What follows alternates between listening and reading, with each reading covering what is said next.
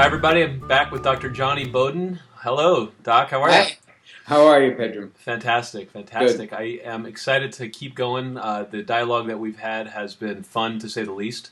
And Okay. so, today I kind of want to follow up on heart disease and basically what people can do about it, because that's the thing that everyone's so scared about, right? Is like everything's fine, then you get heart disease, and then you freak out. I know you and I were talking about a study that you could do, like a low-tech study that you were mentioning that might be helpful for people to do at home. So have at it. Let's see what we Well, can. before we even do that, I just want to grab something that you just mentioned about, everything's going along fine. All of a sudden, you get heart disease. It really doesn't happen like that. This stuff is very cumulative. These kinds of injuries that take place in the vascular system, they don't happen overnight. Sure, there are occasional times when stress will trigger a heart attack or some event and you think it just came out of nowhere, but generally there's something going on before that. And that leads us to this test that I wanted to talk about today because as you and I have mentioned many times in conversations, both in this broadcast and off the air, there's a lot of resistance in the conventional medical community to tests like the particle size test or the particle density test. These newer tests that in my opinion are far more accurate in terms of figuring out what kind of cholesterol you have and whether it's a problem or not. The old-fashioned good cholesterol, bad cholesterol test it's way past its expiration date. It really doesn't give us a lot of valuable information because, as we talked about before, we now know that LDL, the so-called bad cholesterol, comes in several different flavors, two primary flavors, LDL-A and LDL-B. They're very, very different. And unless you know what you've got, it's not really prudent to treat the number. Then you're treating a number, not a patient. So we need to know this, and a lot of doctors are going to resist doing it.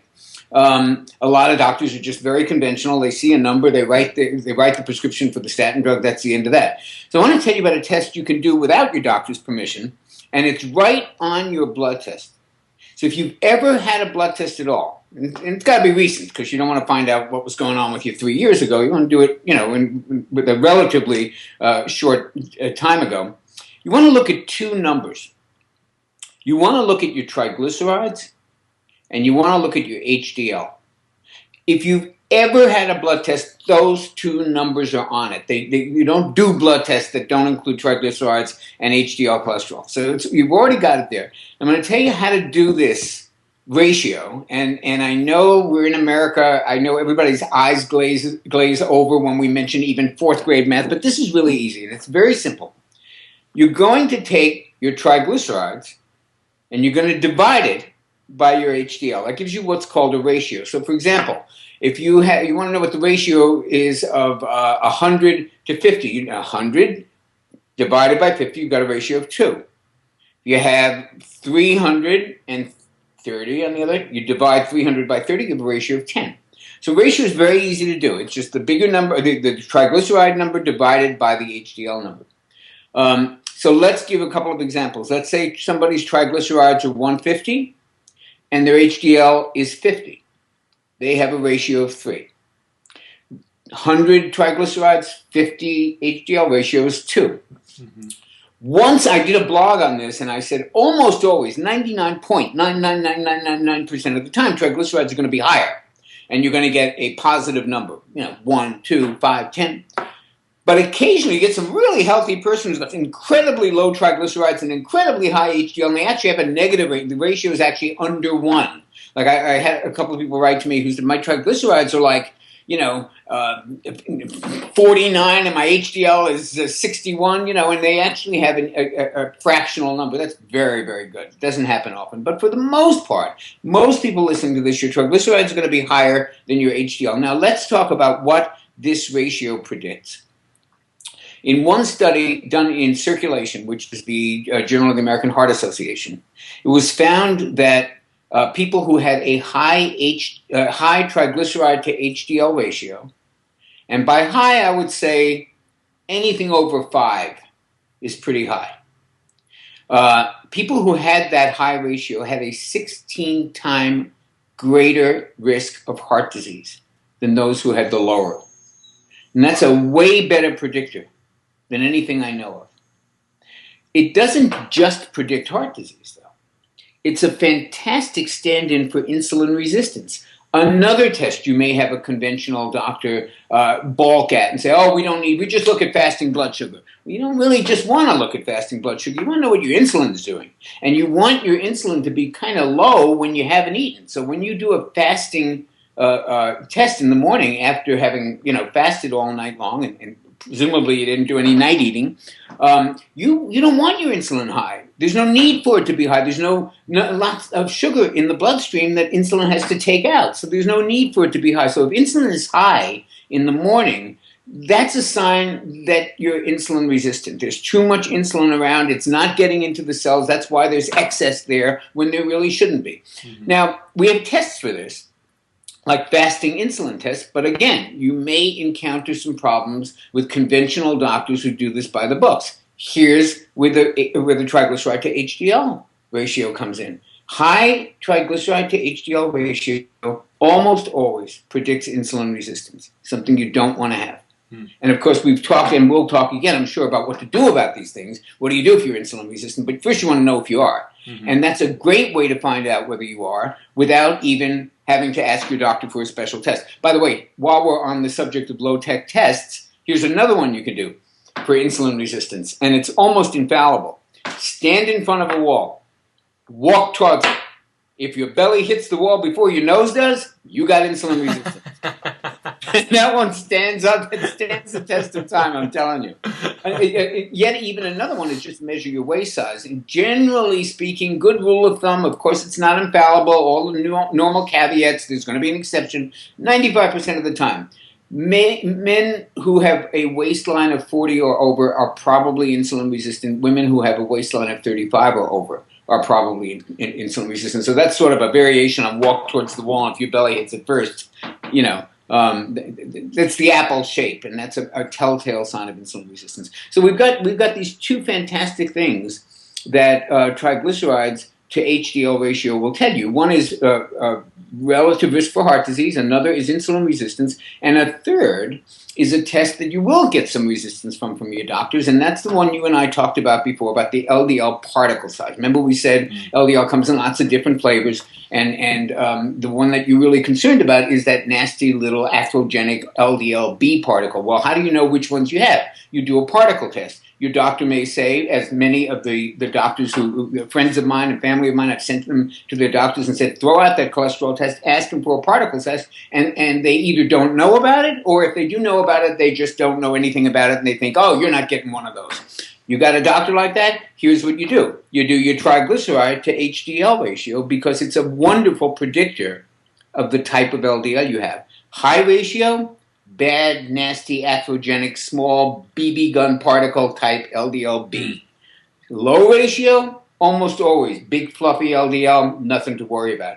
So you got three major gains from doing this very simple ratio test, and it's a really telling and important test that you can do at home that really gives you a lot of information about your health.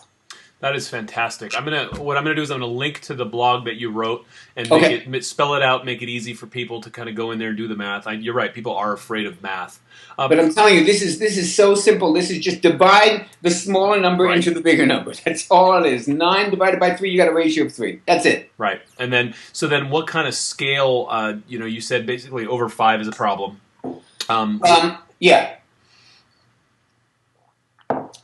The general thinking here is that if you've got 2 or less, you're in pretty darn good shape. Mm-hmm. That's probably a sign that your LDL, even if it's high, is of the harmless LDL-A variety.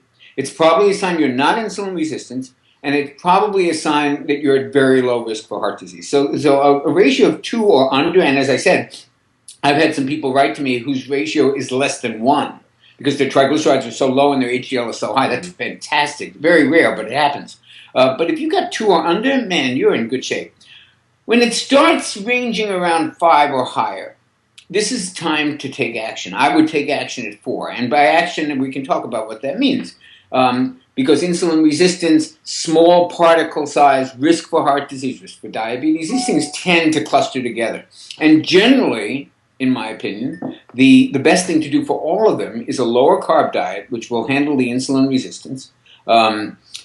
more saturated fat, counterintuitively for most people, because you think, how can that possibly be good? But it is. Saturated fat actually changes the distribution of LDL particles, makes the population more like the big, fluffy, non-atherogenic particles, and less of the nasty little gang members. It really shifts the thing. So a lower carb diet, a little more saturated fat, cut back on the carbs, and you handle really all three of the things that you are at risk for with a high ratio.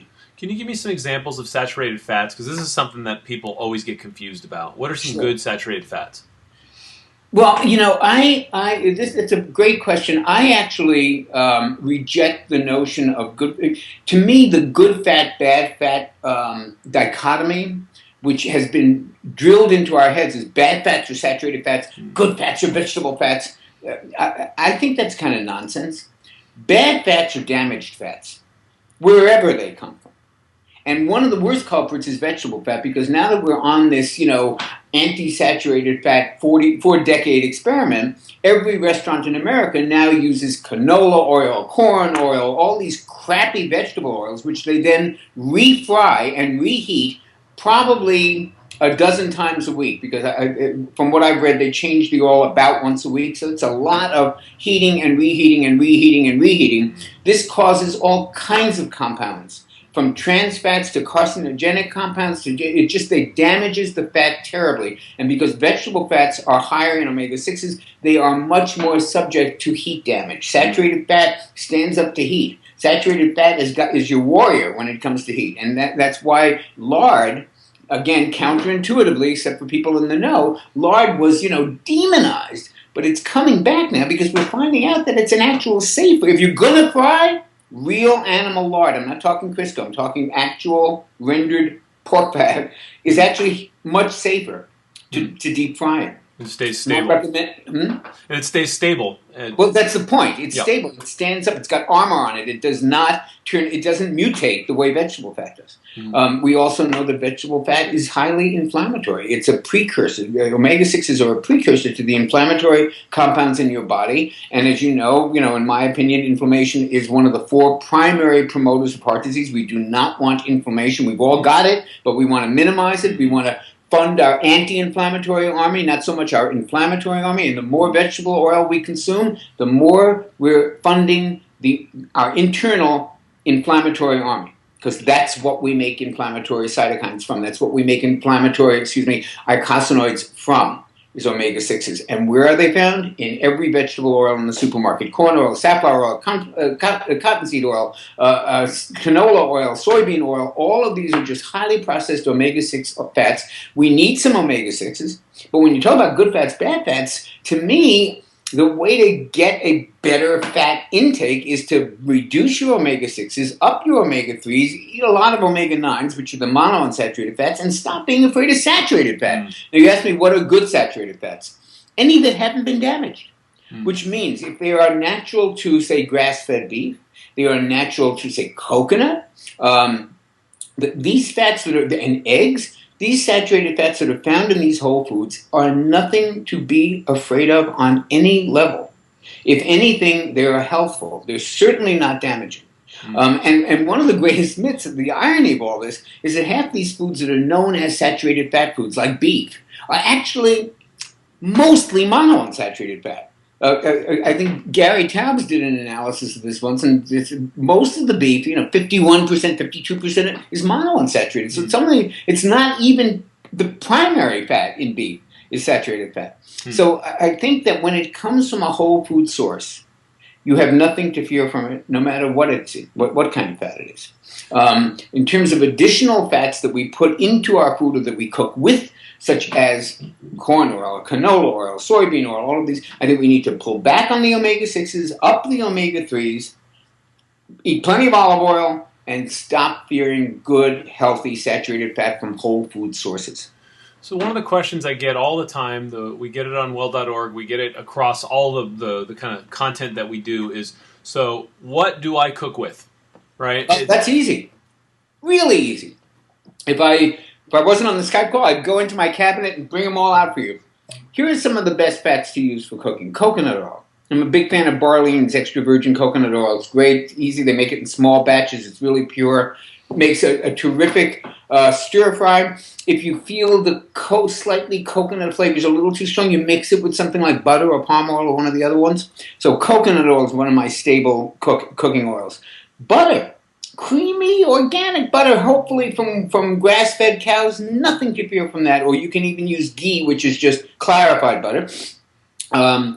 I am a huge fan of palm oil. I think, and Malaysian palm oil particularly, because it's really, it also happens to be sustainable. There's some environmental issues with palm oil, and Malaysian palm oil is much more sustainable. But any palm oil, you'll notice it's red. Why is it red? Because it's got all the carotenes in it. It's loaded with antioxidants. And again, because it is a saturated fat, it holds up to heat. Fantastic flavor with palm oil. Macadamia nut oil, which is just like olive oil, high in monounsaturated fats, but a little bit more resistant to heat. The thing about olive oil for cooking, big fan of olive oil. But why do we buy extra virgin olive oil? This is something people don't think about a lot. Why do you buy extra virgin olive oil? What does extra virgin olive oil mean? It means that it's basically as close to being processed. If you had like the old wine barrels or olive barrels, you had old Greek men stomping around in them, and they would just turn it into an oil, just a liquid, just by the pressure of their feet.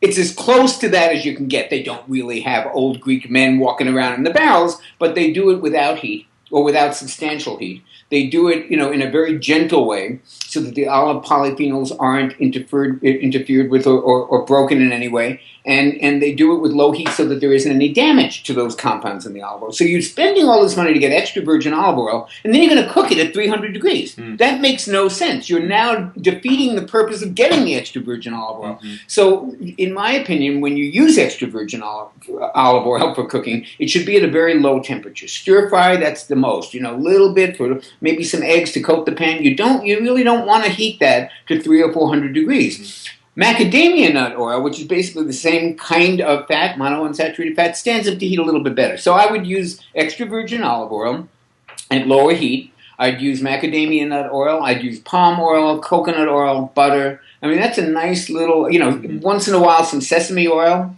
high lignin sesame oil. It's got a lot of omega-6s in it. I'm not saying never use them, but I would rotate that in, maybe not make that my number one, but sesame oil is a really good one as well. So leave the extra virgin stuff that you just paid extra for the salads. I think that's a better way to go, and maybe low heat. Okay, excellent. So those are questions that we get all the time. One of the other questions that we get that I'd love for you to just clarify real quick, because some guy listening to this just walked into a wall to test whether or not he's insulin resistant. Is what is insulin resistance specifically? A great question. So here's how it works. When your metabolism is working properly, let's take a 5-year-old kid as an example, because let's assume they haven't screwed things up yet, and let's even put them back in the 1950s when they actually went around and moved and played and rode their bikes and did stuff like that. So your average 5-year-old kid with a nice, normal, healthy metabolism comes home from school, he eats an apple, blood sugar goes up slightly, pancreas says, blood sugar just went up, a little bit of an alert, and it squirts in a little bit of this hormone called insulin, whose major job in this scenario is to lower that blood sugar, to kind of work as a Sherpa. It goes in, gets the sugar out of the bloodstream, takes it into the cells. The cells are very happy to have it because the kid's going to run around now on a bicycle and the monkey bars, and he's going to play and run and jump. So the muscle cells are going to use up all that sugar, and insulin has done its job with just a little bit, and the blood sugar goes down, the kid comes home, he's hungry again. That's the way metabolism is supposed to work. Now, fast forward 30, 40 years. You wake up in the morning, your cortisol levels, your stress hormones are high, you skip breakfast, you run to Starbucks, you get this 900-calorie low-fat bran muffin. Now your blood sugar is on the roof. Insulin, the pancreas goes, oh my God, this guy just ate the equivalent of 10 ding-dongs, let's code blue, and it starts squirting insulin out in large amounts. Now, here's the problem. Insulin starts taking that sugar, shoveling that sugar, taking it over to the muscle cells, but the muscle cells are going, dude, why do we need this? There's no jumping playing here. This guy's going to sit at the computer all day. When he gets home, he's going to sit in front of the TV. We really don't need any more. We're full. Take it somewhere else. Okay, well, insulin's got its job cut out for it now. It's got to get your blood sugar down because high blood sugar is a danger. And what's it going to do? So the first thing it does is it takes it to the fat cells. And the fat cells, at least in the beginning, for a couple of years, are going to be very welcoming. They'll say, hey, we got plenty of room here. Bring that sugar in. So what winds up happening is that now your blood sugar goes way down. Now you have more cravings and mood swings, and you're going to kill somebody if you don't get some sweets, and and that whole terrible cycle starts. Well, when this continues like this for a while, different period of time, I can't tell you how long, how many weeks, how many months, how many years, but when this is your lifestyle, eventually none of the cells will take that sugar in. Even the fat cells become resistant. And what they do is they become resistant to the effects of insulin. In other words, in the 5-year-old example, insulin knocked on the door of the muscle cells, and the muscle said, hey, come on in. Now, everybody's turning their back. It's like New York City. You hear a lot of noise, you just close the door, turn the music up. So the cells are basically resistant to the effect of insulin incorporating sugar into them. And now you have high insulin and high blood sugar because you got nowhere to go. And that is an absolute perfect scenario for diabetes. Well, first for metabolic syndrome, which is by definition high insulin, high blood sugar, nowhere to go. You're just escaping diabetes. But then if this continues a little bit more, you're into full-blown diabetes and ultimately a hugely increased risk for heart disease. That's what insulin resistance is. It's the resistance of the cells to the action of insulin, to the ability of insulin to get the sugar into the cells because they just ain't having it anymore. You ate too much of it and they're tired.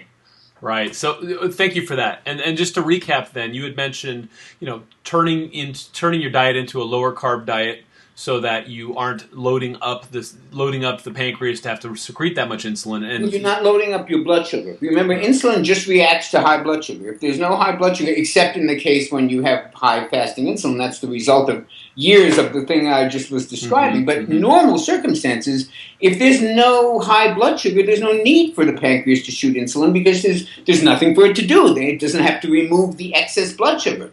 If you continue to eat in that Starbucks 900-calorie low-fat bran muffin way, your blood sugar is always going to be high, and insulin's always going to be trying to keep up with the Jones. It's trying to keep up with that load of reducing that sugar. So how do you make insulin behave better? Very simple. Don't give it so much work to do. Stop eating stuff that converts to sugar in a heartbeat so that your blood sugar is always on the roof and insulin's frantically running around like, road runner on that mountain trying to catch it. And you can turn insulin resistance around in about 3 days. Just give it a rest. And the way you give it a rest is with a lower carb diet because protein will raise blood sugar a little bit, nothing like carbohydrates. And guess what doesn't raise insulin at all? Fat. So if you eat more fat and you don't try to do a low-fat version of a low-carb diet, which is a big mistake a lot of people do, and you eat more fat and you eat more protein and you cut back on carbs, your blood sugar is going to normalize. And guess what? Insulin isn't going to have that big job to do, and it's going to start to get back down into the normal levels, and you will then be what's called insulin sensitive, which is exactly what you want. Fantastic. And your take on the other side of that, a lot of people say, get your muscles working and get moving so that the muscles can actually require some of the blood sugar as well. What's your take on that? That's 100% true. One of the things I learned in personal training school back in 1990, and I didn't know what it meant then because I wasn't a nutritionist and I was just learning. I was kind of mimicking what I was told. But one of the things I remember hearing time and time again is exercise has an insulin-like effect. Well, duh, because if the muscles now need that blood sugar, they're going to be way more welcoming to insulin. So you will not need as much insulin to bring blood sugar down because there's not going to be tons of troops banging on the doors. The muscle cells are going to be saying, hey, guys lifting weights, bring some of that stuff in here. So yes, exercise has an insulin-like effect in that it helps lower insulin because it gives the insulin and sugar somewhere to go. The muscle cells, they're now going to be doing something. Fantastic. We're open for business type of thing. Okay. Good. Fantastic. Doc, always a pleasure. Looking forward to our next talk. You're a superstar. Anything you want to add? No, thank you, man. It's been great. Excellent. We'll see you next time. You bet. Bye-bye.